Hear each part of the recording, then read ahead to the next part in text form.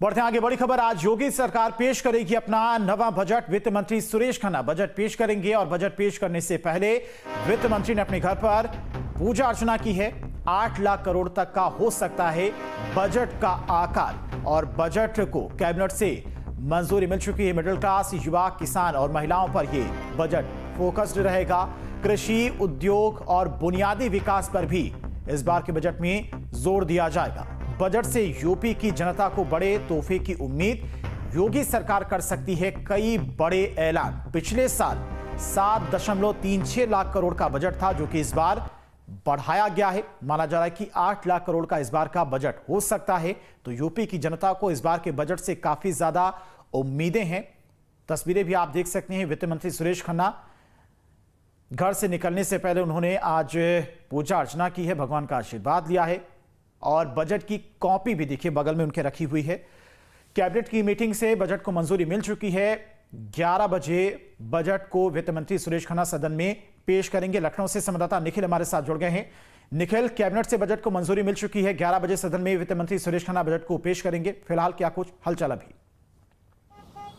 बिल्कुल, कैबिनेट में जो बजट है उसको मंजूरी मिल चुकी है और 11 बजे ठीक वित्त मंत्री सुरेश खन्ना जो है वो पहुंचेंगे सदन में और सदन में जो बजट है उसको पेश करेंगे।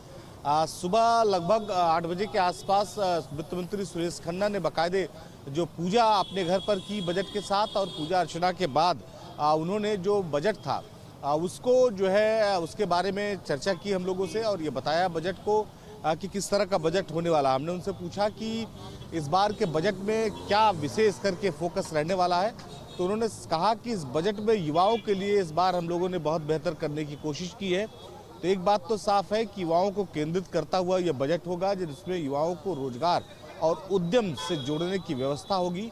दूसरी तरफ अगर हम बात करें तो इस बजट में उत्तर प्रदेश को पर्यटन के क्षेत्र पर और मजबूत करने की स्थिति में ये बजट होगा। बजट 11 बजे सदन में पेश किया जाएगा और मुख्यमंत्री आवास पर इस वक्त मैं मौजूद हूँ। मुख्यमंत्री आवास पर ये बैठक चल रही है। माना जा रहा है कि लगभग आधे घंटे में जो कैबिनेट बैठक है वो खत्म होगी। उसके बाद सभी जो मंत्री हैं यहाँ से सदन जाएंगे, मुख्यमंत्री भी सदन में पहुँचेंगे और उसके बाद वित्त मंत्री सुरेश खन्ना जो बजट है उसको पेश करेंगे, बताएंगे कि उन्होंने क्या बजट में रखा है, उत्तर प्रदेश के लिए वो किस तरह का बजट होगा। जी निखिल, सबसे ज्यादा आम पब्लिक को, आम जनता को इस बजट से उम्मीदें रहती हैं। आम जनता के लिए क्या कुछ बड़ी घोषणाएं की जा सकती हैं? किस तरह से आम जनता को राहत दी जाएगी इस बजट के जरिए? क्योंकि सरकार का जो लक्ष्य है उत्तर प्रदेश की इकोनॉमी को 1 ट्रिलियन इकोनॉमी बनाने का लक्ष्य, उस लक्ष्य तक तभी पहुंचा जा सकता है जब आम पब्लिक, आम जनता प्रदेश की उसको राहत दी जाए, वो ज्यादा से ज्यादा खर्च कर सके। देखिए, एक बात तो साफ है कि पिछले कुछ सालों में उत्तर प्रदेश की अर्थव्यवस्था तेजी से मजबूत हो रही है। उसके पीछे जो सबसे बड़े कारण है कि उत्तर प्रदेश में जो सांस्कृतिक पर्यटक है वो बहुत तेजी से आना शुरू हुआ। पर्यटन के क्षेत्र में उत्तर प्रदेश तेजी से आगे बढ़ा है और अब उत्तर प्रदेश भारत में पर्यटन के क्षेत्र में नंबर 1 की स्थिति में आ गया। तो ऐसे में पर्यटन एक बड़ा जरिया है उत्तर प्रदेश की अर्थव्यवस्था को ठीक करने के लिए और उत्तर प्रदेश में रहने वाले लोगों की जो है आर्थिक स्थिति को ठीक करने के लिए। और इसी विजन के साथ सरकार इस बजट में भी बहुत सारे ऐसे प्रावधान लाने वाली है जिससे ये प्रतीत होगा कि कम से कम जो पर्यटक उत्तर प्रदेश में आ रहे हैं उनको और आसानी हो, उनको और सहूलियत हो, ताकि वो उत्तर प्रदेश में जब आए तो जो वो उनके द्वारा जो पैसा खर्च किया जाएगा उत्तर प्रदेश में वो उत्तर प्रदेश के विकास के लिए आगे जो है काम आएगा। यही वजह है कि पर्यटन क्षेत्र में बहुत काम करने वाली है। सुबह हमने पर्यटन मंत्री से भी बात की थी तो उन्होंने भी बताया था कि बजट में इस बार पर्यटन को लेकर भी विशेष प्रावधान किया गया है। सांस्कृतिक पर्यटन जो उत्तर प्रदेश की पहचान है उसको लेकर तमाम किए जा रहे हैं। उत्तर प्रदेश में पिछले कुछ सालों में आपने देखा कि एक्सप्रेस वे तेजी से बनाए गए, कई एक्सप्रेस वे बन चुके हैं। तो एक्सप्रेस वे और आने वाले समय में किस तरह से आगे बनाया जाए ताकि लोगों को एक सर्किट के माध्यम से जोड़ा जाए कि उत्तर प्रदेश में जब आए तो सांस्कृतिक पर्यटन स्थल के जो भी इलाके हैं वहाँ पर उनको जाने में किसी तरह की कोई असुविधा ना हो, आसानी से वो पहुँच सके। सुगम यातायात होगा, सुरक्षित यातायात होगा तो पर्यटकों की संख्या बढ़ेगी। पर्यटकों की संख्या बढ़ेगी तो उत्तर प्रदेश की अर्थव्यवस्था बढ़ेगी।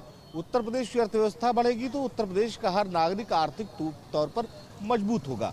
उद्योग जगत के लिए मैंने बताया कि उद्योग जगत को लेकर लगातार जो है वो सरकार काम कर रही थी। पिछले लगातार कुछ सालों में आपने देखा तो बड़े बड़े उद्योगपतियों को सरकार ने आमंत्रित किया उत्तर प्रदेश में उनके कल कारखाने लगाने के लिए, तो वो भी सुगमता के साथ, सहजता के साथ लग सके, उधर की कनेक्टिविटी बेहतर हो सके।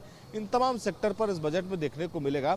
हालांकि जो पूरा जो फाइनल जो इमेज होगी बजट की, वो 11 बजे जब बजट पेश हो जाएगा तब मिलेगी। जी निखिल, एक उम्मीद ये भी है प्रदेश की जनता को, क्योंकि बीजेपी की तरफ से विधानसभा चुनाव के दौरान जो कुछ वादे किए गए थे मैनिफेस्टो में, कुछ वादे अभी भी रह गए हैं, चाहे मेधावी छात्रों को स्कूटी बांटने की बात हो, या फिर प्रति व्यक्ति आय उत्तर प्रदेश की जनता की दोगुनी करने की बात हो, या फिर उत्तर प्रदेश की इकोनॉमी को 1 ट्रिलियन तक पहुंचाने की बात हो, या फिर जो अभी सभी विभाग हैं जहां पर जितने पद खाली हैं उन पदों को भरने की बात हो। तो इस बार के बजट में क्या उस पर भी फोकस किया जा सकता है कि जो वादे संकल्प पत्र में किए गए थे, अभी अधूरे रह गए, उन्हें पूरा किया जाए? देखिए, निश्चित तौर पर बहुत सारे ऐसे जो संकल्प पत्र में वादे किए गए थे उनको पूरा करने का अब समय आ गया है। ये सरकार का, योगी आदित्यनाथ की सरकार का 9वां बजट है और इस अगर हम कार्यकाल की बात करें तो 4था बजट है। तो इसमें सरकार की मंशा है कि इस बजट के जरिए वो तमाम योजनाएं जो सरकार, जिसकी मंशा जो सरकार की है उसे पूरा किया जाए, पार्टी ने जो वादे किए थे उसे पूरा किया जाए। तो एक बात तो बहुत साफ है कि ये भी तस्वीरें कम से कम इस बजट में देखने को मिलेगी, जो योजनाएं जिनका लाभ देने के लिए कहा गया था उनका लाभ मिलेगा। एक महत्वपूर्ण बात इस बजट में और जो समझ में आ रही है वो ये समझ में आ रही है कि सरकार ने ये तय किया है कि उत्तर प्रदेश के लोगों को आर्थिक तौर पर मजबूत किया जाए और उसके लिए कम से कम उत्तर प्रदेश की जो आर्थिक इकोनॉमी यानी जो अर्थव्यवस्था है वो $1 ट्रिलियन से ज़्यादा होनी चाहिए। तो उसको लेकर जो है वो व्यवस्था की गई है सरकार की तरफ से कि ज़्यादा से ज़्यादा लोग उत्तर प्रदेश में निवेश करें। निवेश करेंगे तो उत्तर प्रदेश की अर्थव्यवस्था बढ़ेगी, अर्थव्यवस्था बढ़ेगी तो उत्तर प्रदेश में रोजगार की संभावना भी बढ़ेगी। और सरकार की तरफ से भी लगातार इस बात के प्रयास किए जा रहे हैं। सदन में मुख्यमंत्री ने कुछ दिनों पहले जब पिछली बार सत्र हुआ था तो ये बोला था कि सभी जो विभाग हैं उत्तर प्रदेश के उनमें जो कर्मचारियों की जो संख्या है जिनकी भर्ती होनी है उनकी लिस्ट मांगी गई थी, आयोग को प्रस्तुत कर दी गई है। तो निश्चित तौर पर इस बजट में भी इस तरह की व्यवस्था होगी कि जो पद हैं उत्तर प्रदेश में जो खाली हैं उनको भरा जा सके। जी निखिल, किसानों का फोकस रहता है इस बार के बजट में। जब भी बजट आता है तो किसानों के लिए क्या कुछ रहता है, सभी की नजरें रहती हैं। कुछ महीने पहले अभी किसानों की तरफ से प्रदर्शन भी किया गया था नोएडा, ग्रेटर नोएडा की किसानों की तरफ से। तो मुख्यमंत्री ने भी संज्ञान लिया था कि किसानों से बातचीत भी की गई थी, कमेटी भी गठित की गई थी। और विधानसभा की जब कार्रवाई शुरू हुई थी, विपक्ष की तरफ से भी ये मुद्दा उठाया गया गन्ना समर्थन मूल्य को लेकर। जो समाजवादी पार्टी के विधायक अतुल प्रधान, वो गन्ना लेकर ही सदन में पहुंच गए थे। किसानों के लिए क्या बड़ी घोषणा इस बार हो सकती बजट में? देखिए, सरकार ने एक बात बहुत साफ कर दिया है कि अब किसानों को अगर सुदृढ़ बनाना है तो उनको पारंपरिक खेती से दूर ले जाकर कॉमर्शियल खेती की तरफ ले जाना पड़ेगा। आपने देखा कि पिछले कुछ सालों में उत्तर प्रदेश में कृषि के मामले में आमूलचूल परिवर्तन हुआ है। बहुत सारे ऐसे लोग हैं, युवा हैं जो कॉमर्शियल खेती कर रहे हैं। कॉमर्शियल खेती का इसका मतलब ये है कि इस तरह की खेती जिससे बाजार से रोज कुछ ना कुछ लाभ मिले उनको। तो उस तरह की खेती के लिए बहुत सारी योजनाएं चलाई गई हैं, बहुत सारी व्यवस्थाएं सरकार की तरफ से की गई, बहुत सारी सब्सिडी सरकार की तरफ से दी जा रही है कि किसानों को मजबूत कराया जा सके। उनको इस तरह की व्यवस्था की जाए कि वो कमर्शियल खेती, चाहे वो फल की बात हो, सब्जी की बात हो, फूल की बात हो, इन तमाम खेतियों में वो आगे बढ़े। तो इन खेतियों को अगर वो करेंगे तो मजबूत होंगे आर्थिक तौर पर, और उनकी जो मजबूती है वो जो है उत्तर प्रदेश के विकास के लिए बेहतर होगी। तो इस आधार पर काम किया जा रहा है। कैबिनेट बैठक अभी चल रही है। बैठक में अभी भी बजट पर जो चर्चाएं हुई थी उसको लेकर डिस्कशन चल रहा है। एक बात तो बजट जो है की जाए, जहां तक की जाए तो बजट कैबिनेट में पास हो चुका है। अब थोड़ी देर में यहां से जो तमाम मंत्री हैं और खुद वित्त मंत्री सदन के लिए जाएंगे। जी बिल्कुल। और सरकार पर एक तरह से कहें निखिल, तो इस बार चूंकि जनता ने ही प्रेशर थोड़ा क्रिएट किया लोकसभा चुनाव के परिणाम, जिसके बाद सरकार भी थोड़ा गंभीर हुई है कि जो वादे अभी रह गए हैं, जो जनता जिनसे दुखी है या फिर जो वादे भी पूरे नहीं हो पाए, उन वादों को जल्द से जल्द पूरा किया जाए। क्योंकि जो 26 और 27 का बजट होगा वो योगी सरकार का आखिरी बजट होगा। उसके बाद विधानसभा के चुनाव आ जाएंगे 27 में। तो इस बार के बजट में सरकार ज्यादा से ज्यादा फोकस इसी पर करेगी कि जो योजनाएं अधूरी रह गई हैं, जो वादे अधूरे रह गए हैं, उन्हें जल्द से जल्द पूरा किया जाए। देखिए, समय बहुत कम बचा है। अब अगर एक हिसाब से देखें इस कार्यकाल में 2 साल का समय ज़रूर है, लेकिन इसे आप 1 साल में मानें कि उत्तर प्रदेश के तमाम जो योजनाएं हैं जिनका वादा सरकार ने किया था, मतलब भारतीय जनता पार्टी ने किया था सरकार में आने से पहले दूसरे चरण की, तो उसे पूरा करना होगा। भारतीय जनता पार्टी को भी ये बात पता है कि मतदाताओं को जो दावे किए गए हैं वो उन तक पहुंचाने बेहद ज़रूरी हैं, और यही वजह है कि 27 का जो चुनाव होगा वो इस बात की तस्वीर पेश करेगा कि देश में अभी भारतीय जनता पार्टी कितने दिन रहने वाली है। उत्तर प्रदेश से ही केंद्र का रास्ता खुलता है, और निश्चित तौर पर भारतीय जनता पार्टी किसी भी परिस्थिति में ये नहीं चाहती कि उत्तर प्रदेश में किसी भी तरह की वादा खिलाफी हो।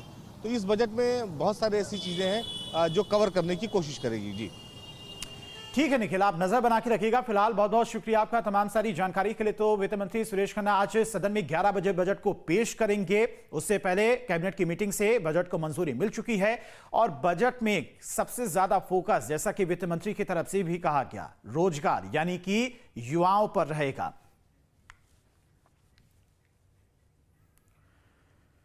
वहीं न्यूज स्टेट संवाददाता ने यूपी सरकार में पर्यटन